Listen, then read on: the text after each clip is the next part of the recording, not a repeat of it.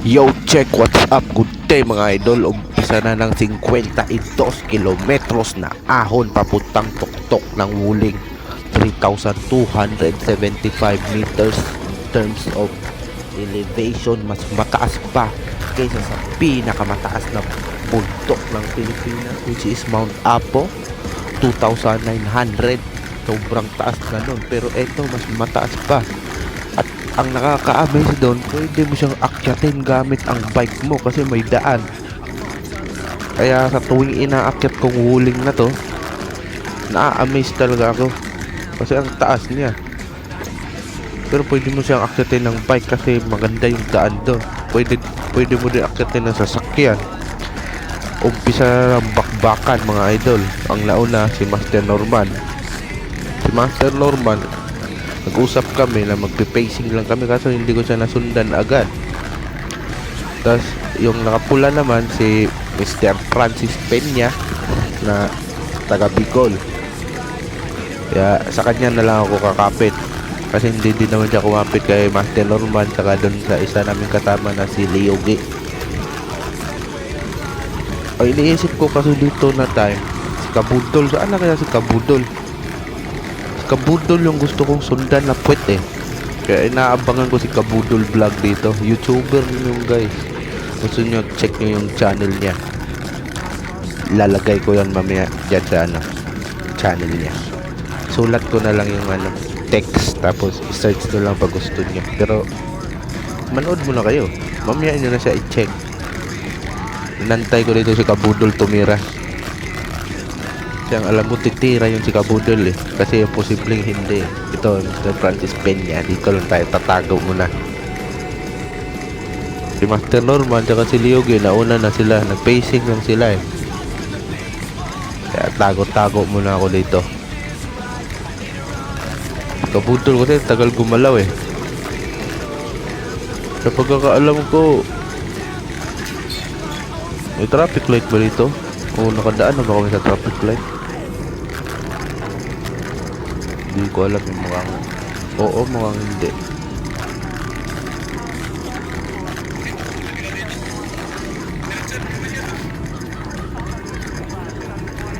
Master Norman. Ito na nga yung traffic light. Sabi ko tap na si Master Norman gugugo eh. Kasi andun na siya eh. Kaya go sa kanya kasi alos nakatawid na siya eh. Kami malayo pa eh. Marami ng sakyan eh. Tap na talaga kami. Si Master Norman, wala na. Diretso na talaga siya. Magpe-pacing lang naman yung si Master Norman eh. Kaya ito na. Go na talaga. Si Leogi pala. Si Leogi. Tap na kasi kami. Stoplight eh. Ito, go na ulit kami dito. Magbabakbakan tong mga to eh. Sinundan ko lang para mabidyohan yung mga puwet nila para ma-documentaryo ko yung kanilang yung kanilang aura, kung gaano sila ka makapangyarihang nilalang. Ito dokumentaryo natin kung gaano sila ka makapangyarihang nilalang. Kukuhanan natin ang kanilang mga poet. Kabudol kasi tagal tumira eh. Dito ako ang nagdadala ng trangko. Tamang trangko lang. Paahaw na yan mga idol. Isa ng dyan eh 52 kilometers climb papunta sa tuktok. Saan ba yung bundok na yun? Yan yata yung bundok na yung dulo o hindi? Hindi yata yan. Iba yata yan na tuktok. Hindi yata makita yung tuktok nung kasi mahamog eh. Bilis yung takbo namin kahit paahon eh. Kunti na naman naahon na to sa baba. Banayad lang eh. Takbo lang kami ng 30, 32, 35. Sobrang sakit na din kasi medyo ahon nga eh. Pero okay lang yan. Kabudol pa rin yung inaantay ko dito. Tagal kasi ni Kabudol. Pambira si Kabudol. Tapos mamaya bigla na lang dadaan. Lukong Kabudol na to eh. Kaya dumaan ng dahan-dahan. Pag dumaan, mabilisan agad eh. Kabudol talaga. Nang bubudol.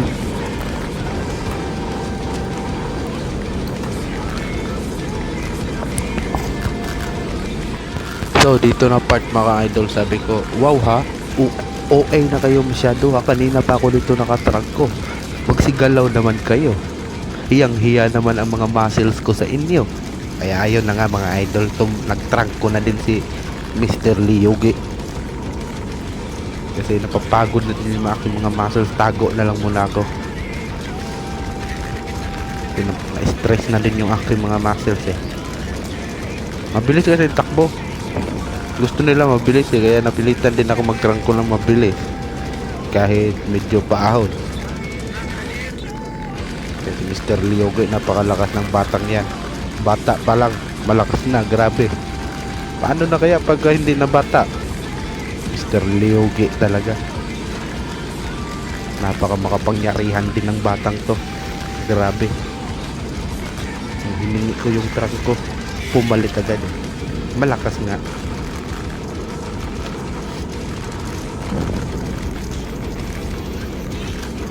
Ayan na si Kabudol Vlog. May sindi na yung puwet. Yung siklistang may racket sa puwet, si Kabudol Vlog. Dalawa sila ni Mr. Francis Peña. May mga racket ang mga puwet nito eh. Kaya heto na, mas malakas na trunk ko. Pacing. Pero actually, hindi siya pacing kasi hindi mo siya matatawag na pacing kasi kada trunk ko didiin. May pabilis ng pabilis yung takbo.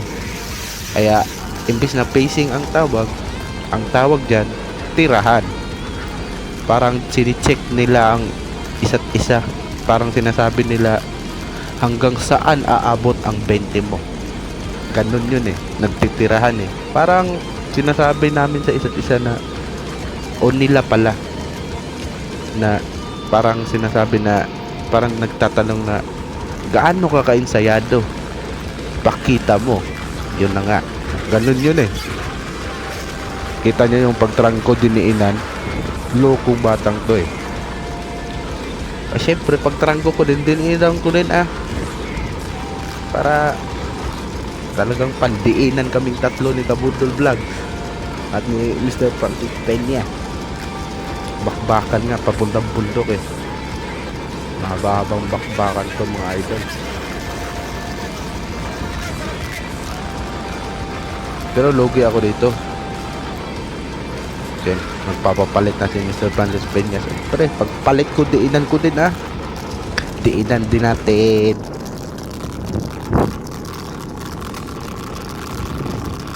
Gusto niyo ng diinan?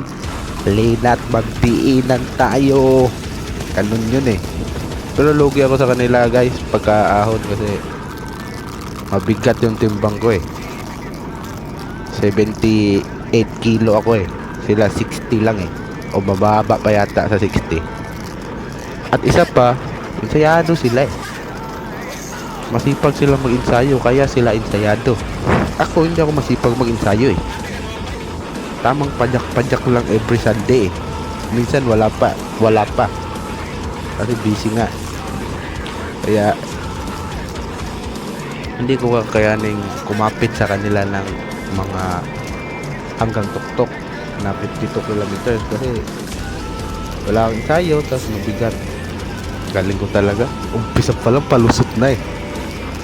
Sobrang galing. Kaya ito na, Kabudol Vlogs na naman ang nagdala ng trunk ko. Kinargahan na naman. Kada palit kakargahan. Loko-loko talaga eh. Loko talaga ito si Kabudol Vlog. At itong si Mr. Francis Peña, talagang nangwawasak ng feelings itong dalawang to eh. Iniisip yata nila na ensayado ko eh. Yan si Master Norman. Binigyan kami ng partida ni Master Norman. Nagmamasid lang yun si Master Norman eh. Sabi ni Master Norman, sige mauna na kayo, kahit 10 poste una kayo, habulin ko kayo mamaya.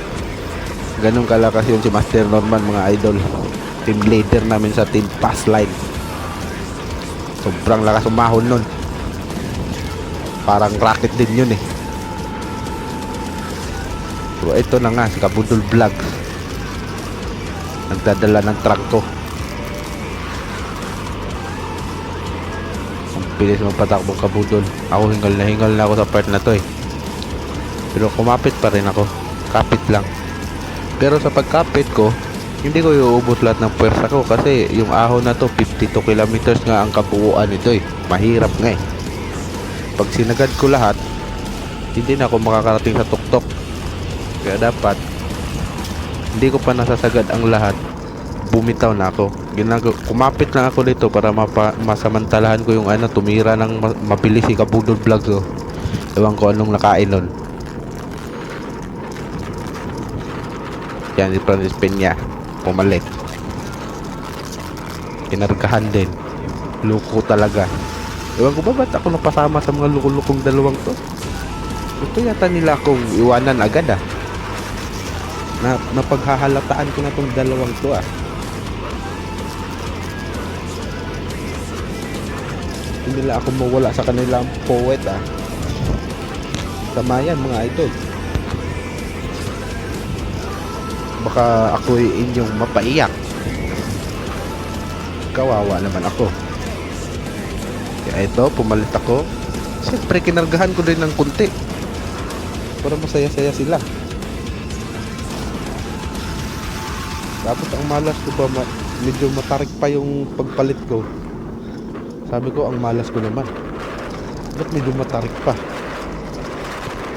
Dapat hindi na ako pumalit dito guys kasi alam ko namang mas malakas sila sa akin sa ahon. Dapat ang ginawa ko dito, hindi ako papalit kahit isang beses. Tago lang ako sa likod nila. Pero okay na din yan. At least nakatulong ako sa pagtrangko ko paahon dalawa kong mamaw na kasama. Ang dalakas nila, grabe. Oh, picture. Yung dalawa oh. Mr. Francis Peña, Kabudol, tatlo kami nagpalitan ng trangko eh. Bakbakan paahon eh.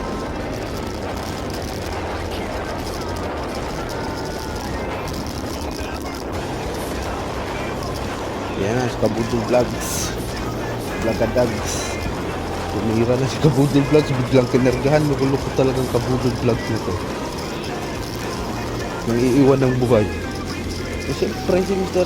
Peña, hindi naman naiiwan ng basta-basta yan. Kaya yari si Kabudol Vlogs dyan. Pag umulit ng sobra. Siyempre ako, hindi rin ako magpapaiwan. Maaga pa naman. Pero pag hindi na maaga, ay goodbye sa kanilang dalawa. Pwede na nila akong iwanan.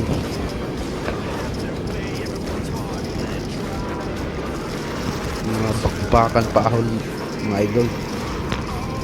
Taga Negros pala yon si Kabudol Vlog. Ito naman nakapula si Mr. Francis Peña, taga Bicol. Baka nilang dalawa to. Ako, dinodokumentaryo ko lang kung gaano sila ka makapangyarihang nilalang.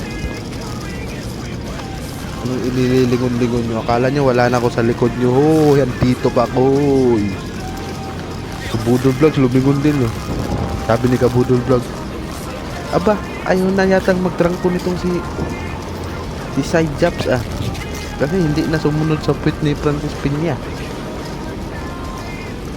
Sabi ko naman kay Kabudol Vlogs, may tama ka. Ayaw ko na nga magtrangko, Lods. Trangko nyo na yung dalawa. Kasi hingal na din ako niyan mga idol. Mabilis kasi takbo nila. Okay lang kung patag kahit kwinta takbo natin. Okay lang yan eh. Pagpaahon, takbo tayo ng 35, 30. Ouch na yan sa akin. That's an ouch for me. Kabudol Vlog, nag-vlog na nga ako. Para sa inyo, Kabudol Vlog. Pinadikit lang ako ni Kabudol Vlog sa pit ni Francis Peña. Napakagulang mo, Kabudol Vlog. Shout out sa'yo. Kunwari, bibidyohan mo ko. Gumilid ka, tapos susunod ako sa pit ni Francis Peña. Para pag magpapalit si Mr. Francis Peña, ako na ang papalit na magtatrangko. Dapat nakatago lang ako dito lagi eh. Loko talaga to si Kabudol Vlog. Napakagulang. Naloko ako dun ah. Sahan ako ni Kabudol Vlog dun ah. Ginamitan lang ako ng camera technique. para mapasunod ako kay Mr. Francis. Tapos ako na uli ang magtatrangko. Loko tos kabudol vlog, matalino din to ah. Pero Mr. Francis din niya, mukhang ilalagnag niya ako. Sabi niya dito na kita ilalaglag. Sabi ko naman kay kabudol vlog, kung hindi ka sumunod, yari ka. Kasi ako malalaglag na ako, diba? Kumaway-kaway na ako eh. Sabi ko goodbye sa inyong dalawa. Pero nung nagsimula na ako mag-pacing, nakita ko silang dalawa, kumalma din yung takbo nila. Magmula nung nag-pacing ako, nag-pacing na din sila. Umayos yung takbo nila. Hindi na sila nagkakadiinan dalawa. Magmula nun, doon ko napagtanto. Kaya pala mabilis ang pacing namin nung andun pa ako sa likuran nila. Gusto pala nila akong patayin. Mga hayop silang dalawa. Ang kasama ng ugali nila. Mga walang hiya. Akala siguro nila meron akong secret training. Kaya gusto nila akong patayin. Kawawa naman ako. Iniwan nila akong buhay. Loko talaga tong dalawang to. Saka, nung bumitaw ako, inayos nila ang takbo. Nung andun pa ako nagtitirahan, kadatrang ko diin. Ngayong wala na ako. Saktong-saktong pacing lang. Alam nyo kasi mga idol, sa paglaring sa ahon, pag naiwan ka kahit sabi na natin 50 meters lang yan o 20 meters lang na naiwan ka sa ahon, mahirap na kasing idikit yan mga idol, lalo na pag hingal na hingal ka na at malayo na din ang napadyak nyo o mataas na yung elevation. Sobrang hirap na idikit yan mga idol. Dito makikita natin dito si Master Norman Lorente. Magsisimula na yung tumira dito eh. Dadaan na yun dito sa akin. Maghahabol na yun. Sisimula na yung maghabol.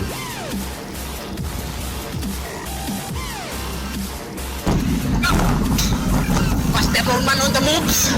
Kung mahabol, grabe, pang malakasan talaga.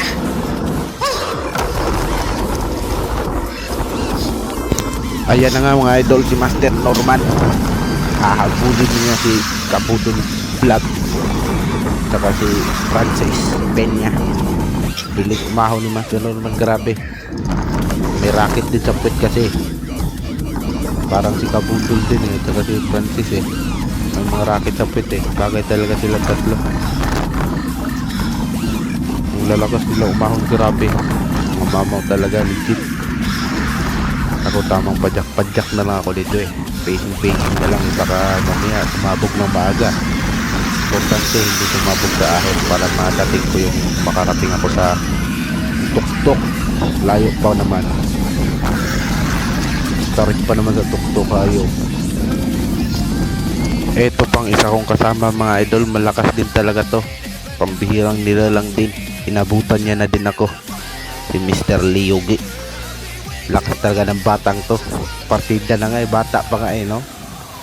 Malakas na bata talaga tong si Liogi. Iniwanan ako, grabe.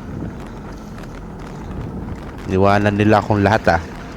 Pero magkikita din kami ulit yan mga idol, ni yan si Liogi. Yan ang kasama ko mamaya sa kalagitnaan ng ahon. Siguro nasa 25 kilometers na yung naahon namin. Tapos 27 kilometers to go. Magkikita kami niya ulit, sabay kaming kakain doon sa kalagitnaan na 7-Eleven. Aabutan ko yung mamaya eh. Tapos magkasundo kami, kakain muna, mag-chill lang muna doon sa kalagitnaan bago umahon ulit. Sa ngayon mga idol, hindi pa naman talaga ako sobrang pagod sa part na to.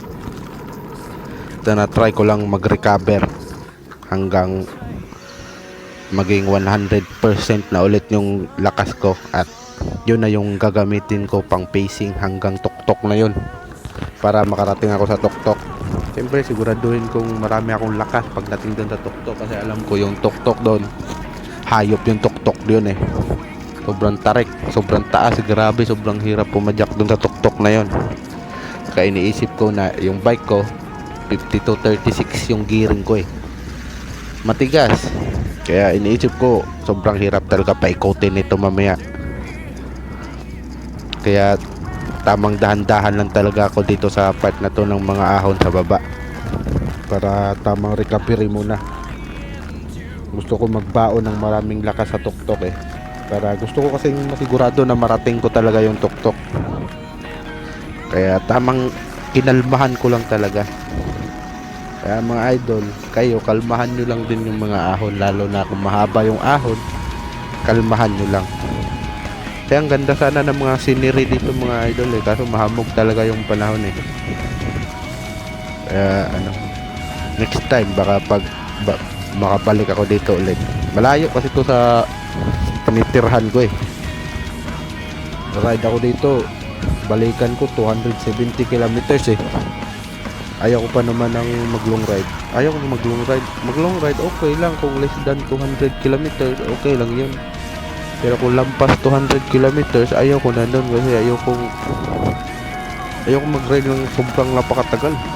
Gusto ko yung mga 5 hours lang, 8 hours, mga ganun lang. Tama na yun sa akin. Chill lang. Ganda talaga dito daanan mo idol. Fresh na fresh yung hangin dito sa kabundukan na to eh. Ang lalakas ng mga kasama ko po, mga idol. Team Passline, grabe. Mga mamaw. Yo, check, what's up? Good day mga idol. Ito na nga yung madadaanan nyo papuntang Wuling. Yan, kumakain akong chocolate dyan eh. Ito na nga mga idol, papuntang Wuling. O binibigkas to ng mga Taiwanese bilang Ulin. Ganon nila binibigkas yan eh. Ang Wuling mga idol is isa yang bundok na may taas na 3,275 meters. Mas mataas pa kaysa sa pinakamataas na lupa ng Pilipinas, which is Mount Apo, 2,900 meters. Kada umaakyat ako sa Wuling, yun lagi kong naiisip kasi pwede palang ahunin ng bike yung Mount Apo. Kaso nga lang sa Mount Apo walang daan eh. Dito sa Taiwan meron sa Naol. Na-amaze lang ako kaya lagi pumapasok sa isip ko pag umaahon ako sa bundok na to eh. Kasi ang taas, grabe. Ang ganda ng mga scenery mga idol, pero medyo mahamog lang yung yung panahon na umakyat kami dyan. Pero maganda pa rin. Nakakapagod. Medyo matarik din. Lalo sa dulo, sobrang tarik. Kasi mga idol, pag mataas na yung elevation, yung banayan sa baba, matarik na yun pag mataas ang elevation. Gawa ng manipis yung oxygen sa pag mataas na yung elevation eh. Kaya yung hininga mo, yung sa paghinga mo, konti na lang yung makukuha mong oxygen. Kaya yung 5% sa ibaba, 5% lang talaga yun, kayang-kaya. Yung 5% na gradient sa mataas na elevation, para na din yung 10%. Kaya sobrang hirap talaga mga idol. Tapos sa bandang pinakadulo pa nito, grabe. Ang tarik pa, kung saan pa pinakamataas ang elevation, doon pa napakatarik, grabe, nakakamatay. Nakakahilo doon, grabe. So ito na nga mga idol, solo riding na lang ako dito eh. Meron ditong, malapit na ako nito sa unang 7-Eleven yata yun. Hihinto ako doon, bibili ako ng tubig. Solo riding na lang ako. Bumitaw na ako sa mga kasama ko kasi alam ko na mas malakas sila sa akin eh. Kaya kailangan ko nang bumitaw kahit kaya ko pang kumapit. Hindi po pwedeng kumapit, hindi ko pwedeng isagad kasi yung ahon mga idol, 52 kilometers to na ahon. Hindi ko pwedeng isagad yung lakas ko agad mula pa sa umpisa eh. Makipagbigaan agad ako sa kanila, ubusin ko lahat sa akin, hindi wala nang matitira. Dalawa lang ang kahahantungan ko niyan. Makakarating ako sa pinakatuktok ng napakatagal, or hindi ako makakarating sa tuktok at uuwi na lang. Kaya ayaw ko namang mangyari yung dalawa, so kailangan kong magtigil ng gigil at mag-pacing lang sa kung ano lang ang yung kaya ko. Kaya kailangan kong bumitaw sa mga kasama ko kasi syempre lagi kami nagkaka-ride ng mga kasama ko. Alam ko na yung mga kakayahan nila. Kaya kailangan kong bumitaw pagdating sa mga ahon-ahon na ganito. Para hindi ako sumabog at hindi makarating. Kaya tamang pacing lang mga idol, yun lang ang susi dyan sa mga ahon. At saka ang susi naman kung gusto mong lumakas sa ahon, mag-ensayo ka. Ako hindi naman ako nag-iensayo. Every Sunday lang ako nagbabike, pero okay na yun sa akin kasi walang improvement. At least wala ding nawawala. Walang dagdag, walang nawawala. Maintain lang. Pag gusto ko mag-ensayo, pag may panahon, ay di mag-ensayo. Ganun lang. Pero mga idol, may maaabutan ako mamayang kasama ko, isa. Tignan natin mamaya sa video.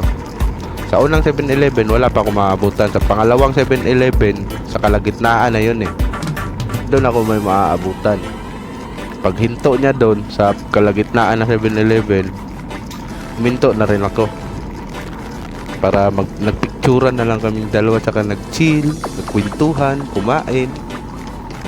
Yun ang ginawa namin mga idol, para may lakas pa kami pang-ahon kasi siyempre nangangalahati pa lang kami. Mas matarik yung susunod na kalahati, kaya kailangan namin ng lakas para may survive yun. Kaya na nga mga idol ang unang 7-Eleven. Unang 7-Eleven, maghahakot ako ng tubig mga idol.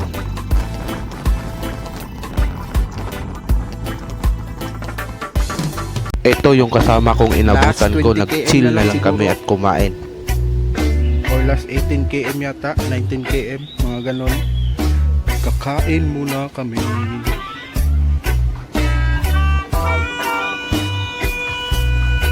So ayun na nga mga idol, kumain na nga kami ni Liogi, kasama ko. Nag-chill muna kami saglit. Mukhang kakalabas lang namin ng bahay na, pupugi, charot. Eto na mga idol, grabe, pagod. Mataas pa sa Mount Apo, 3,400 meters elevation, grabe.